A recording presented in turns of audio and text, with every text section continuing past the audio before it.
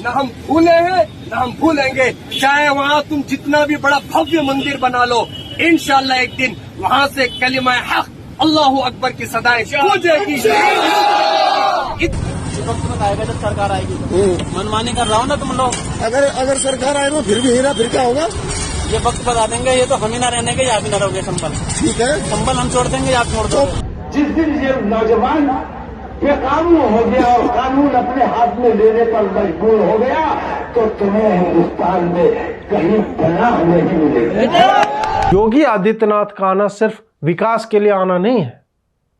योगी आदित्यनाथ का आना हिंदुओं के जीवित रहने के लिए आवश्यक है। यूपी में काबा वो तो सब जन जानी, लेकिन यूपी में का था वो भी तो जाने के चाहिए। तो चला दिखाई तोरा लोगन के नज़ारा कि यूपी में अखिलेश मुलायम के दौर में काका होवत रहल बा। 30 अक्टूबर 1990 कार सेवकों पर अंधाधुंध फायरिंग, छाती पर लात रखकर सर में मारी थी 7-7 गोलियां, सरयू हुई लाल। मुलायम ने कहा बहुत ही बढ़िया, यूपी में ये था।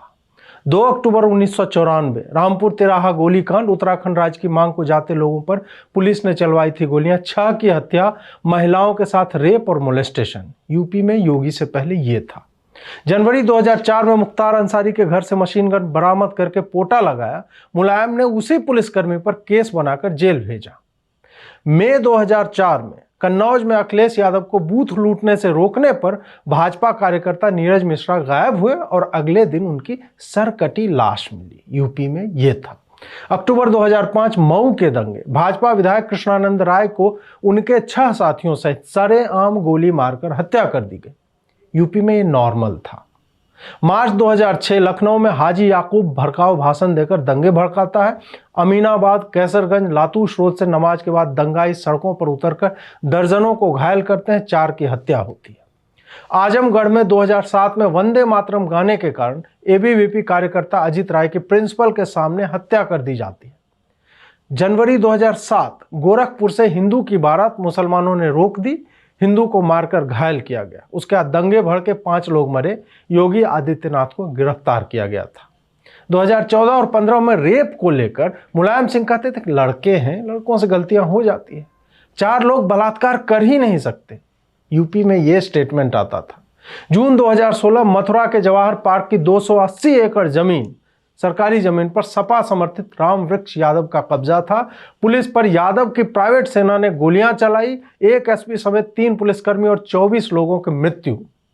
मई 2014 बदायूं रेप कांड, 2 बच्चियों का सामूहिक बलात्कार होता है, 4 आरोपित यादव जाति के। 2013 में एसडीएम दुर्गा शक्ति नागपाल को अवैध खनन करने वालों को पकड़ने पर निलंबित कर दिया गया था, क्योंकि सारे आरोपित सपा के मंत्री के करीबी थे। जून 2015 शाहजहांपुर के पत्रकार जगेंद्र को सपा मंत्री राममूर्ति वर्मा के शाह पर पुलिस ने कथित तौर पर जीवित जला दिया। 2016 बुलंदशहर गैंग रेप, 12 लोगों ने कार से जा रही मां बेटी को नेशनल हाईवे से उठाया और सामूहिक बलात्कार किया। अखिलेश के पूरे समय में वो कभी पकड़े नहीं गए। 2015 बुंदेलखंड किसान त्रासदी, अनगिनत किसानों ने आत्महत्या की, हृदयाघात से मरे क्योंकि फसल खराब होने पर अखिलेश सरकार ने कोई सहायता नहीं दी। मरने के बाद 23 रुपये के चेक काटे गए। 2015 में अखिलेश ने 86 डीएम नियुक्त किए, जिसमें 56 यादव थे। 2014 में 60% पुलिस स्टेशन में अधिकारी यादव हुआ करते थे। जून 2016 देवबंद से 40 हिंदू परिवारों का मुसलमानों से प्रताड़ित होने के कारण पलायन होता है। उसी प्रकार कैराना में मुस्लिमों का आतंक इतना ज्यादा था कि 346 हिंदू परिवारों को भागना पड़ा घर छोड़कर। 2013 में मुजफ्फरनगर में हुए दंगों में 43 से अधिक लोग मरे। उस साल यूपी में 823 दंगे हुए। अगले साल 2014 में 644, 2015 में 751 दंगे हुए। 2014 में 3467 बलात्कार, अगले साल 9075। 2016 में दलितों पर 10,400 से अधिक अपराध हुए। पूरे देश का 25% सिर्फ अखिलेश के यूपी से। अखिलेश के 4 सालों में पुलिस के ऊपर 1044 हमले किए गए थे, जो बताता है कि अपराधियों के हौसले कितने बड़े हुए थे। मुख्तार अंसारी, अतीक अहमद, विकास दुबे के सामने प्रशासन चित्त होता था। जीतने पर दलितों की बस्तियों में आग लगाई जाती थी, पुलिस थानों को फूंक दिया जाता था। लाइक, शेयर और सब्सक्राइब करते रहिए, आगे और भी चर्चा होगी। दोस्तों, ये तो सिर्फ वो मुद्दे थे जो हाईलाइट हुए थे। बाकी जो जंगल राज वहां पर चल रहा था, ये उत्तर प्रदेश के लोगों को पता है। कि किस तरह से लगातार एक के बाद एक हम लोग हर दिन इस तरह की घटनाओं को सुनते रहते थे। यादवों के अगेंस्ट रिपोर्ट दर्ज नहीं होती थी, लोगों को भगा दिया जाता था। ऐसे मामले आपने हमने सुने हैं कि अखिलेश यादव के राज में पुलिस थानों पे, चूंकि मैंने बताया आपको एक डेटा दिया कि 60% पुलिस थानों में सिर्फ और सिर्फ यादव ही अधिकारी हुआ करते थे। लखनऊ में अधिकतर थानों में यादव ही अधिकारी थे, वही इंचार्ज हुआ करते थे। और अगर आपके ऊपर यादव समुदाय के लोगों ने कुछ किया है, जो कि उस समय बहुत करते थे, तो उन लोगों को ही भगा दिया जाता था। चाहे आप दलित समुदाय से आते हैं या अपर कास्ट सवर्णों से आते हैं। और झूठ मूठ का बाकी लोगों के ऊपर यादव लोग जब एक क्राइम रिपोर्ट करते थे तो वो सारा का सारा दर्ज हो जाया करता था। और ये कोई हवाई बात नहीं, ये सारा का सारा रिकॉर्डेड है लोगों के। आप जिस भी आर्टिकल को खोलेंगे उस समय के, आपको पता चलेगा। एक समुदाय को दंगों की खुली छूट मिली हुई थी। अखिलेश एक प्रॉक्सी सीएम की तरह काम कर रहे थे और आजम खान उन्हें चलाया करता था।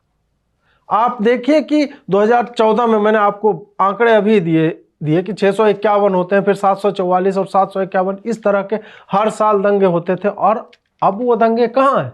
लोग तो वही है ना। फिर लोग जब वही हैं तो अचानक से अपराध में इतनी कमी कैसे आ जाती है? हमें इस बात पर सोचना होगा कि अखिलेश जब वापसी करेंगे, अगर वो वापसी करते हैं तो उत्तर प्रदेश किस तरह के गुंडा राज में जाएगा। मुलायम के समय की घटनाएं भी मैंने आपको गिनाई कुछ। जब राम भक्तों पर, कार सेवकों पर वर्दी पहनकर और जिस तरह के नृशंस हत्याएं हुई हैं, लगता नहीं है कि वर्दी में वास्तव में वही लोग थे जो वर्दी वास्तव में धारण करते हैं। जो व्यक्ति सड़क पर गिर गया, एक के सर में 7 गोलियां मारने का क्या प्रयोजन हो सकता है? क्यों कोई 7 गोलियां मारेगा? हमारे देश की कोई भी सुरक्षा एजेंसी, अर्धसैनिक बल इस तरह का काम नहीं करते। फायरिंग करनी होती है तो आप फायरिंग ये देख के नहीं करते किसको लग रहा है नहीं लग रहा है, और एक के सर में 7 गोलियां आप नहीं मारते। अगर मुलायम के समय में ऐसा मारा जाता है, और मुलायम ने बाद में कहा कि वो दोबारा भी ऐसा करते हैं। जब डैमेज कंट्रोल के, जब इस तरह के क्राउड के डिस्पर्सल के लिए अन्य तरह के आपके पास तैयारियां होती हैं, पुलिस के पास उनके निपटने के लिए आप आंसू गैस के गोले छोड़ सकते हैं, रबर बुलेट्स फायर करते हैं, आप गोलियां नहीं चलाते। और उन्होंने चलाया था क्योंकि उन्हें लगा था कि ये चलाने के बाद उन्हें वोट मिलेंगे और वो जीत जाएंगे। उन्होंने एक कम्युनिटी के कंसोलिडेशन के लिए इस तरह के काम किए थे। वही अगर उसके बाद मायावती का शासन जब आता है तो उस वक्त गुंडागर्दी इस तरह की नहीं थी। तो सेम पुलिस कैसे सुधर जाती है? वही पुलिस तो मुलायम में थी, फिर मायावती में, फिर अखिलेश में, और फिर योगी आदित्यनाथ के समय में। अचानक से हर 5 साल पे पुलिस का नेचर कैसे बदल जाता है? इसका सीधा तात्पर्य यह है कि उनको चलाने वाली सत्ता जो होती है वो उन्हें नियंत्रण करती है, वो उन्हें कंट्रोल में रखती है और वो उनसे वो सारे काम करवाती है, चाहे मजबूरी उनकी जो रहे। आप और हम हमेशा ये प्रश्न पूछ सकते हैं तो कि पुलिस वाले ऐसा क्यों करते हैं?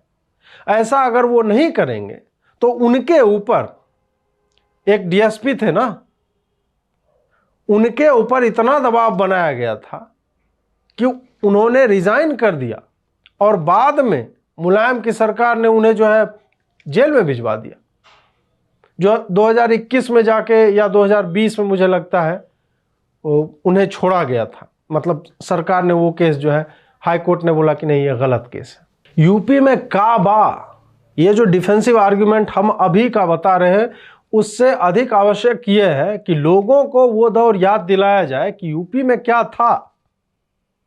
आतंकियों से माफी मांगी जाती थी। आजम खान ने, आप बताएं कि उसने कितनी प्रॉपर्टी बनाई जो अभी सारी इलीगल निकल रही है और उसको तोड़ा जा रहा है बुलडोजर से।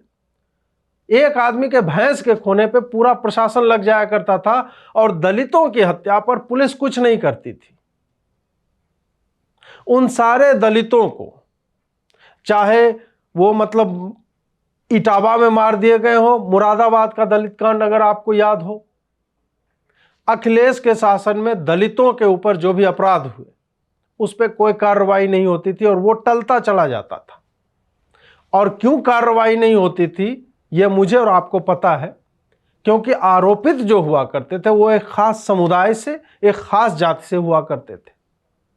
इसी कारण जो अभी ये बुआ और बबुआ का गठबंधन होता है, तो मतलब शर्म आनी चाहिए ऐसे लोगों को जिन्होंने दलितों के नाम पे अपनी पूरी राजनीति चमकाई है और उन्हीं दलितों के ऊपर जघन्य अपराधों में पुलिस को सीधा बोला कि नहीं, हाथ पैर समेट के आप बैठ जाइए, आपको कुछ नहीं करना है। और उन्हीं अपराधों के दोषी योगी के समय में सबके सब सजा पा रहे हैं। आखिर ये कैसे संभव हो जाता है कि वही पुलिस सबूत इकट्ठे कर लेती है, लोगों के बयान दर्ज कर लेती है और फिर उन सब को न्याय मिलता है जिनको न्याय मिलना चाहिए था। अखिलेश का आना औरंगजेब के दौर की वापसी होगी। लोगों के बयान सुनिए कि वो खुल्लम खुल्ला क्या बता रहे हैं। आपने एक के बाद एक वीडियो सुने होंगे जिसमें सीधा बोला जा रहा है कि भाजपा का अगर विधायक बन गया तो उसके घर से रुपया हम लूट लेंगे। खुल्लम खुल्ला बोला जा रहा है कि राम मंदिर तो बना लिया, उससे हम जल्द ही अल्लाह अकबर की आवाज लगाएंगे। ना हम भूले हैं ना हम भूलेंगे, चाहे वहाँ तुम जितना भी बड़ा भव्य मंदिर बना लो, इंशाल्लाह एक दिन वहाँ से कलिमा हक अल्लाह अकबर की सदाएं गूंजेगी। खुल्लम खुल्ला बोला जा रहा है कि हमारी सरकार आने दो फिर हम हिंदुओं को बताते हैं। खुल्लम खुल्ला बोला जा रहा है कि हम एक लड़ाका कौम है और हम जो है जब हमारी सरकार आएगी तो हिंदुओं को हिंदुस्तान में सर छुपाने की जगह नहीं मिलेगी। जिस दिन ये नौजवान बेकानून हो गया और कानून अपने हाथ में लेने पर मजबूर हो गया तो तुम्हें हिंदुस्तान में कहीं पनाह नहीं मिलेगी। आप सोचिए कि ये सारे स्टेटमेंट तब हैं जब योगी आदित्यनाथ की सरकार है, जब चुनाव आयोग ने प्रशासन को अपने हाथों में लिया है, जब वो चाहे तो इस तरह की रैलियों को बैन कर सकते हैं। और ये हो रहा है सिर्फ इस एंटिसिपेशन के कारण ये लोग बोल रहे हैं। और दुर्भाग्य ये भी है कि अपीजमेंट का स्तर इतना अधिक हो गया है, चाहे सेंट्रल गवर्नमेंट हो, हम सुनते रहते हैं अलग अलग सरकारें क्या क्या करती हैं, कि इस तरह का स्टेटमेंट मौलाना तौकीर रजा हो या कोई और एक चुटभैया लड़का जो सड़क पे हेलमेट ना लगाने पे, चालान काटे जाने पे, रोके जाने पे बोलता है हम तुमको दिखाएंगे। क्या सर, क्या खाओगे भाई? वक्त बता देगा, कोई बात नहीं है। आपको क्या खाओगे? जितना बढ़ा के चालान काटना है इतना बढ़ा के काट लो, हर चीज का काट लो। हाँ, तो अब क्या करो, खा जाओ मुझे? वक्त बताएगा जब सरकार आएगी तो। मनमानी कर रहा हूँ ना तुम लोग। अगर सरकार आए ना फिर भी हेरा, फिर क्या होगा? ये वक्त बता देंगे, ये तो हम ही ना रहने के, या भी ना रहोगे संभल। इनका मनोबल इतना बढ़ कैसे जाता है? इनका मनोबल इसीलिए बढ़ता है क्योंकि वो जानते हैं कि फिर से 2022 में अगर सपा की सरकार आती है तो सबसे पहले कानून व्यवस्था का जो एक प्रतीक चिन्ह कह लीजिए या एक भौतिक रूप जो होता है थाना, उसी में सबसे पहले आग लगाई जाती है। सैफई में महोत्सव होता है, दलितों की बस्तियां जलाई जाती हैं। इसलिए वो जानते हैं कि वो इम्प्यूनिटी के साथ, उन्हें कोई डर नहीं, कोई भय नहीं है कि वो जो बोल रहे हैं उसका प्रभाव उनके जीवन पर क्या पड़ेगा। इसलिए योगी आदित्यनाथ का आना सिर्फ विकास के लिए आना नहीं है, योगी आदित्यनाथ का आना हिंदुओं के जीवित रहने के लिए आवश्यक है। अगर योगी आदित्यनाथ नहीं आते हैं तो ये आप जितने विकास के कार्य देख रहे हैं, अखिलेश और मायावती के काल में आप देख लीजिए कितने एक्सप्रेसवे बने थे, यमुना, आगरा, इसके अलावा और क्या है उनके पास दिखाने के लिए? एक ने हाथियों की मूर्तियां बनवा दी, पार्क बनवा दिए, और दूसरे के पास सिर्फ और सिर्फ मतलब टोटी तक चुरा ले रहा है जो आदमी, और उसका व्हाइट हाउस देखे, उसमें गोल्डन एक्सेंट से बने हुई चीजें देखिए। ये लोग समाजवादी पेंशन चलाते थे और उसमें अरबों का घोटाला किया है। तो ये सरकार किसकी सरकार थी? विकास तो कुछ हुआ नहीं। उत्तर प्रदेश जो है, एनसीआरबी के आंकड़े अगर आप देखेंगे तो अखिलेश के समय में सबसे असुरक्षित राज्य माना जाता था। ठीक है, साइज बड़ा है, लेकिन प्रतिशत के हिसाब से भी सबसे अधिक अपराध होते थे। अभी रेप वेप के मामले में राजस्थान ने थोड़ी लीड ले रखी है। इसलिए मैं बार बार कहता हूं कि उनका न सिर्फ विकास के लिए नहीं है। जिन दलितों की ये लोग बात करते हैं, पता करें कि दलितों को योगी सरकार ने और मोदी सरकार ने, चाहे प्रधानमंत्री आवास योजना हो या मुख्यमंत्री आवास योजना हो, इन दोनों को मिला के कितनी कॉलोनीज असाइन किए हैं, कितने घर दिए हैं।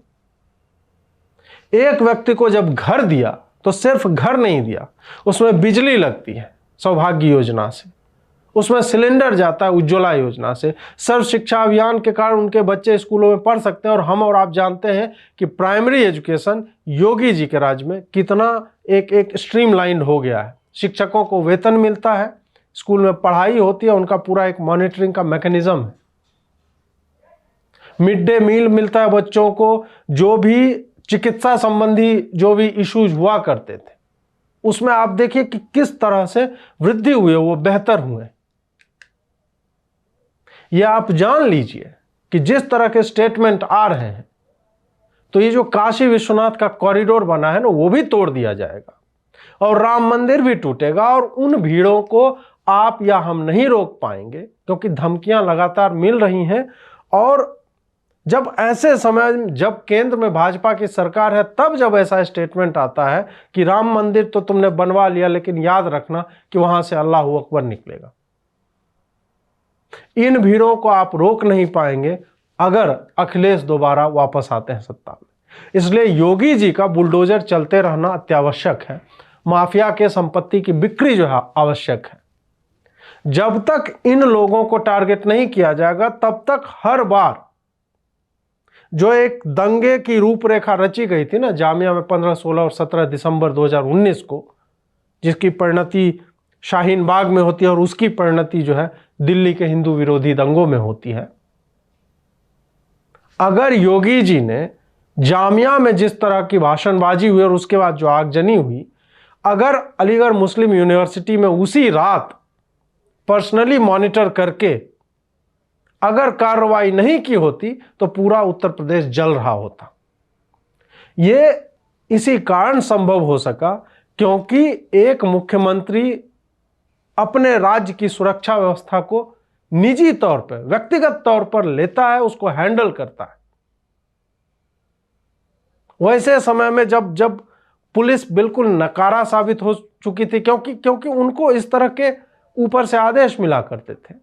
अब 10 बजे से उनकी मीटिंग होती है योगी जी के आवास पे, और पूरे राज्य में कोई भी छोटी बड़ी घटना होती है तो उसको पर्सनली मॉनिटर किया जाता है।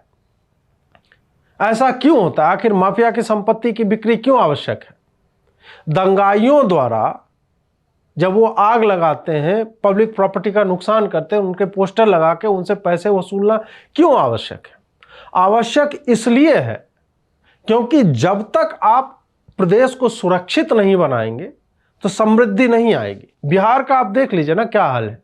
15 साल लालू के, 15 साल नीतीश के, और बिहार अभी भी वैसा ही वाहियात और टट्टी राज्य है जैसा कि पहले हुआ करता था।